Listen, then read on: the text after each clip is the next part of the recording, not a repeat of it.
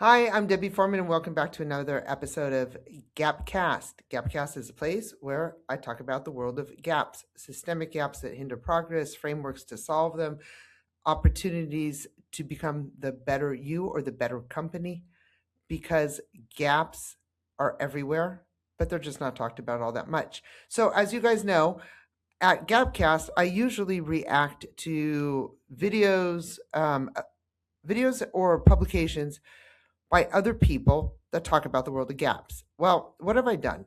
And today we're going to do something different. Since January 1st until June 30th, so for the first semester, I compiled a list of the excuses that our clients are getting in the commercial world. So we have clients that hire us to be able to help them close systemic gaps, to understand where those gaps are in sales, in strategies and tools and operations and processes, so on and so forth, with their teams, redundancies, whatever it may be. But what I decided to react to today, and actually been compiling like a list. So when I say we're talking to commercial teams, which is, oh, the excuse that we're getting or the reason we're being given is A, B, C, or D, why people aren't buying our service. Usually service orientated, not product orientated. Okay. But what is that service? What is the excuse? And so I decided to map them all out. And today I'm going to actually just share my screens with you so you can see what we've compiled.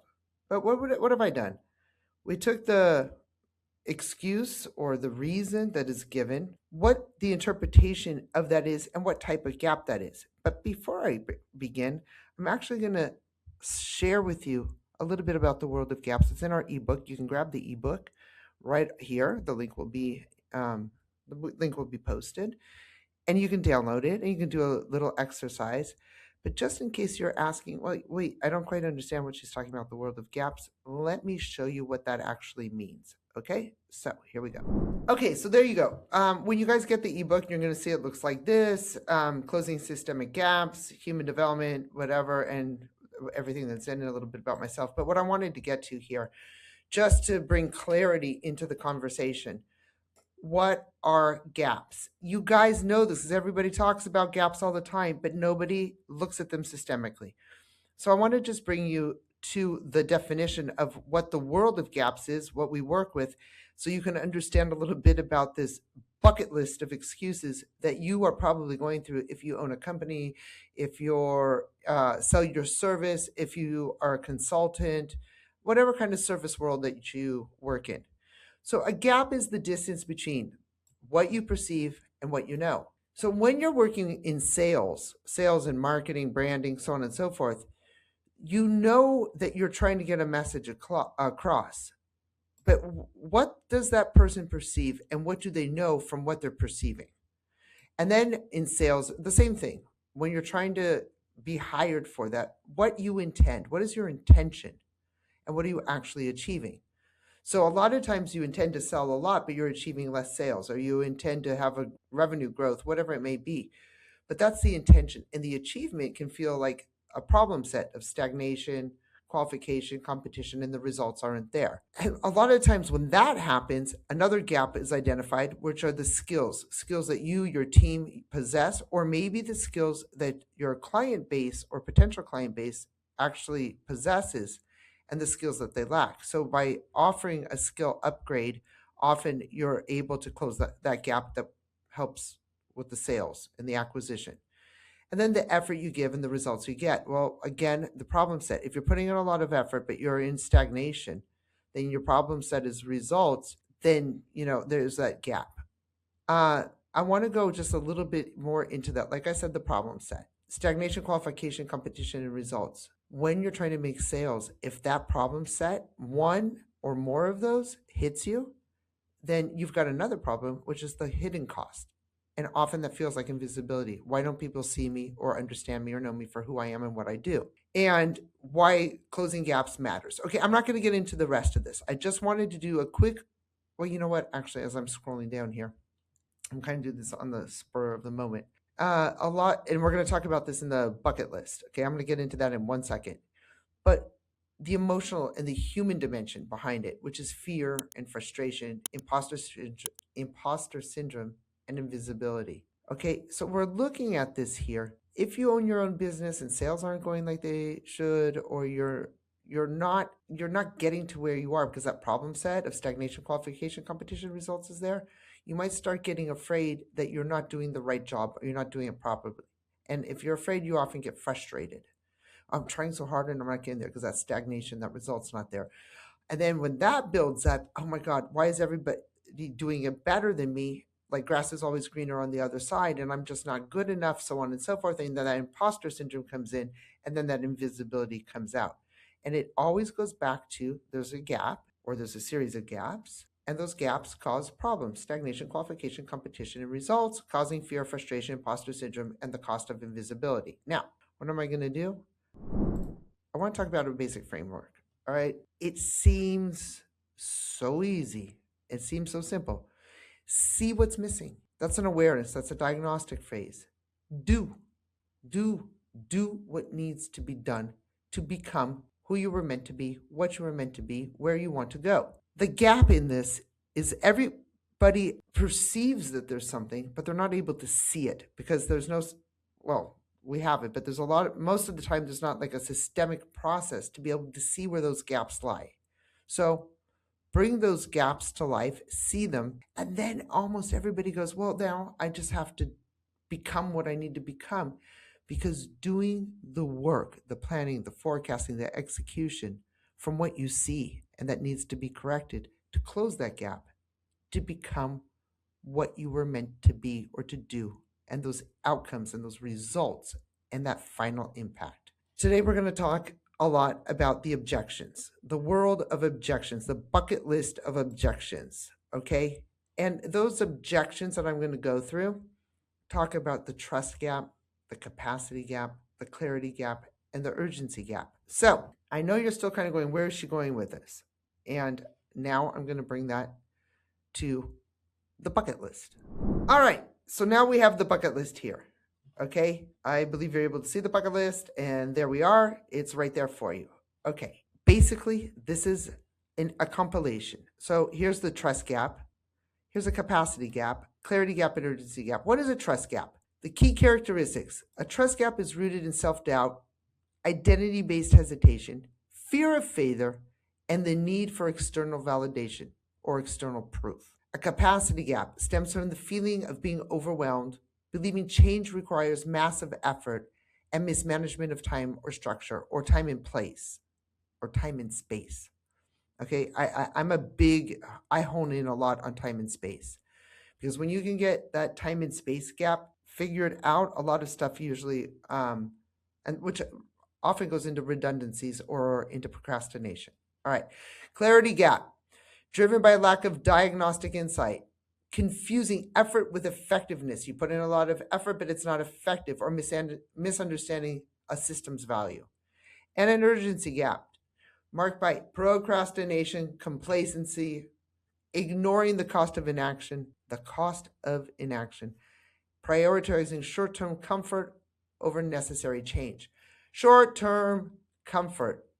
See, there's urgency. My urgency says that I need to be comfortable right now because it's too hard for me internally to make change. So, what are a lot of this is the list. I'm just going to kind of go through some of these with you. And I want you to kind of stop and say, okay, I have a service, I have a business, I might be a coach, a consultant, I might sell healthcare services, I might sell pet services, whatever type of service that you sell. And mostly in the service world, when you're selling services, you can sell them by walk-ins, you can sell them through word of mouth, you can sell it through digital media, online evergreen systems, whatever it may be, however you're trying to sell it. But then come the objections when you're making that sale. Okay. And let me give you a sense. In the personal care area, there's a service provider. It's a national chain. And I was in there just about 3 weeks ago. And their front desk was trying to sell me a package where if I paid 1 year up front, I'd get a 20% discount for the year's worth. And I said, no, thank you. I'm not interested. They said, but you're going to get a 20% discount. I said, well, I'm taking money out of high interest earnings so you can have your cash up front. And then I'm taking my cash upfront out so you can have it. And if I'm going to make more than 20% over that year, then it's going to cost me less and so instead of working with me, they weren't trained in the objections. They weren't ready for it. They only had their side of it, which was for them to have cash up front, and it didn't work. They weren't able to cover the gap in the objection. Okay, so here it goes. Here I'm going to go through them, and you tell me, have you heard this before? An objection. I've already tried everything. What kind of gap is that? They're confusing effort with alignment. They've tried harder. They haven't tried smarter. And that's a trust gap. So the question is, how do you establish the trust? And how do you get them to understand they've tried harder, not smarter? When you hear, I've already tried everything. Let's try another one. Nothing works for me. They have normalized non-completion and believe they are the exception. Non-completion is a habit, and the trust is within themselves. They don't trust themselves to be able to complete it. So what can you do to guide them into completion? I don't have time. I just don't have time. All right. Well, we were talking about the capacity gap up here and urgency gap. Believing change requires massive effort and mismanagement of time or structure. I don't have time, which means that their current patterns are consuming the time they think they lack. How can you help them? Reduce time consumption and optimize results. Here's an objection. I need more time before I start. The issue isn't time, it's the direction, and that's another capacity gap. I'm waiting for the right time. That delay is disguised as strategy, okay? So what strategy can you take to make them feel that the time is now in capacity, but also creating a sense of urgency and a need? I'm waiting for the right time. So if delay is disguised as strategy, and that's a capacity gap, go back. Stems from feeling overwhelmed. Well, how do you take that overwhelm away? What do you do to relieve them from overwhelm? Okay, let's try another set of them. I've documented everything I've got in this year. Okay, from most of them are from our clients. Of course, we hear some of them also. Now is not the right time. Do you see how much time is time? The question of time is put into there, and then going into the capacity, believing change requires massive effort. So they're confusing time with effort or mismanagement of time as structure. Can you bring them a relief that they're going to do less effort and more structure and that feeling of overwhelm so that this whole time objection vanishes? These are the DIY excuses. I can figure this out on my own. Well, self-reliance without structure often creates prolonged stagnation. I can figure it out. You can. How long is it going to take you? How much effort are you going to put in? How much more time is that going to take you? And then how long until you do it? So you're just going to sit there and wait. That time, that figuring it out is usually trust, because they trust themselves more than they trust you. So how do you get them to trust you? Will this actually work for someone like me, as though they are an exception? The fear of being an exception. Again, it's trusting themselves. So when we get into the trust, I need proof first, evidence first. That's why there's so much of user experience that creates trust. The trust evidence is more than a promise. So how do you create that? Oh, $90, $500, it's not expensive, but what if it's a waste? Because this is one of ours. Because we deliver, maybe $7,000, $8,000 worth of content in a $90 course. Well, it was $90, now it's $400. But anyways, the fear that they're going to regret more than the actual cost. It's a trust gap. What if I start and I don't finish? Or what if I buy into a package and I don't get to the end of that package? A friend of mine was talking about laser hair removal the other day, and she bought a package, but then she's been traveling around the world and she hasn't been able to get to that. And so what if I start and don't finish?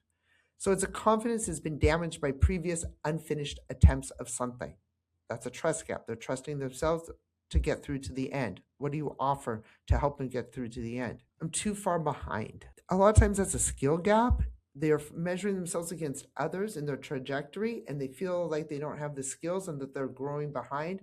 But the fact is that they don't trust themselves to be able to get to develop those skills. So going back to what trust gap looks like, self-doubt, identity-based hesitation, fear of failure, and the need for external validation or proof. So when you get these common objections and you are able to understand what's rooted behind it and the key characteristics, then you're able to come up with a commercial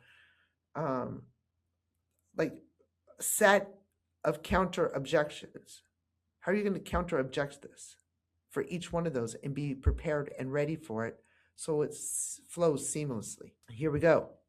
Maybe next month, I just need more motivation. I need to think about it, or I need to talk to my husband about it, or I need to talk to my sister about it, or my neighbor. I need to really do something about it. It's a sense of clarity. Okay. So I need more motivation. They need a repeatable process. And they think about it. They sense a gap, but they haven't named it. Have them name that gap. What does that mean? It's a clarity gap. I just need more discipline. There you go. It's not usually clarity. It's usually clarity, not discipline. If it's clear to you, then you don't need to discipline yourself. My situation is different. Everybody's situation is different. They haven't recognized the pattern underneath the circumstances, a clarity gap. Everything is complicated. Complexity has become an excuse for inaction. Everything is complicated. Getting up in the morning is complicated, for goodness sakes. But are we going to take the complexity of the day away to stop being inactive? I don't like structure. That they don't understand that structure creates freedom. So what are we talking about here in the capacity gap? Let's go back to that. Stems from feeling overwhelmed, believing change requires massive effort and mismanagement of time or structure. We get a lot of that because stagnation is a big problem, a big gap set problem that we deal with. And stagnation usually comes from the overwhelm and the sense of capacity. So going down a little bit, let's look at the urgency gaps. Maybe later. The cost of the delay has not become emotionally real yet. So when somebody says maybe later, it's an objection, but by doing whatever it is, service or sale or a process that you have to offer, it usually means that inside of that procrastination, the complacency, ignoring the cost of inaction. So what is the cost of inaction? I don't see the point. So they cannot see downstream. They can't see the end result yet and the impact that you're going to be able to create.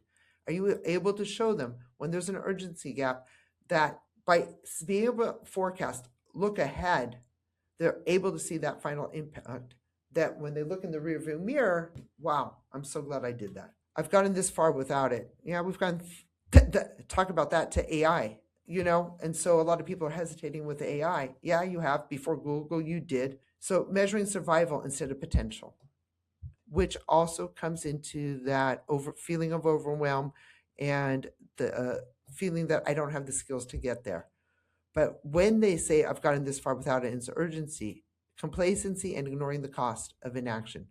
And that usually spirals into a whole bunch of gaps that need to be filled, but getting to the root cause, which may be just overwhelm. There it is. I don't want another thing on my plate, overwhelm. So the question is, if there's an overwhelm, how is your service designed to remove friction and not add overload or a workload? I don't know where to start. Start with the first next step. If you can show where the first next step is, then they know where to start. But that gap is a lot of times the feeling of paralysis and the fear. Okay, what if I fail? We all fail. The fear of self-disappointment is stronger than the desire to progress. Stagnation, it goes back into that. But back into what we're looking to, and the trust gap rooted in self-doubt, identity-based hesitation, fear of failure, and the need for external validation. And just a couple more. What if it doesn't work? What if it does? They are evaluating risk without evaluating the cost of staying stuck. So there's a risk that I can't put my finger on, and the risk is me dealing with myself or with whatever internal process I'm going on. So how do you show that your service, by getting through it will work, and when it does work, if you don't do this, there's a bigger cost of not doing it. And finally, why should I do this now? Today's inaction, tomorrow's consequences. Okay, and again, we're looking at the question here of urgency. Procrastination, complacency, ignoring, so on and so forth. So I think what I'm going to do, I hadn't thought about this, but now that I'm doing this, I'm going to. which is the following. I'm going to add this list so you guys can take the list. So you've got the ebook up there, and there's an exercise to do in the ebook kind of to work about the skill gaps. But I'm also going to add this list. So maybe like you can take this list, take it into your companies and say, hey guys, which of these are the excuses that we've heard for our sales and objections? Kind of map them out, have your team map them out, list them, tag them, talk about them, see what kind of gaps there are. And then you can kind of start looking into the world of like, how do you close those objections and the gaps that they have, and maybe like frameworks that you already have. And if you don't, you can come to us to get more frameworks to be able to close those gaps and to start 10xing up there. Okay. I hope you enjoyed this. I know I kind of stuttered and chattered my way through it, but I just wanted to give you an example that my world, the world of gaps, working with these systemic gaps for the last 35, 36 years, most people feel like it only happens to them. And it's hard to pinpoint, but when you're able to start pinpointing, you're able to start solving. When you're able to start solving, you start closing. And that question of the fear and a lot of time anxiety, the overwhelm, the imposter syndrome, those things that are behind it as business owners, or if you're in business for yourself or you sell type of service, you can get past it. You don't need to have it. There's frameworks to close it. And that stagnation, qualification, competition, and infinity cycle of not getting the results that you want goes away. So start now. Start with what we're giving you, and we're here if you need more. I'm Debbie. Thank you for joining us on another episode of GAPCAST.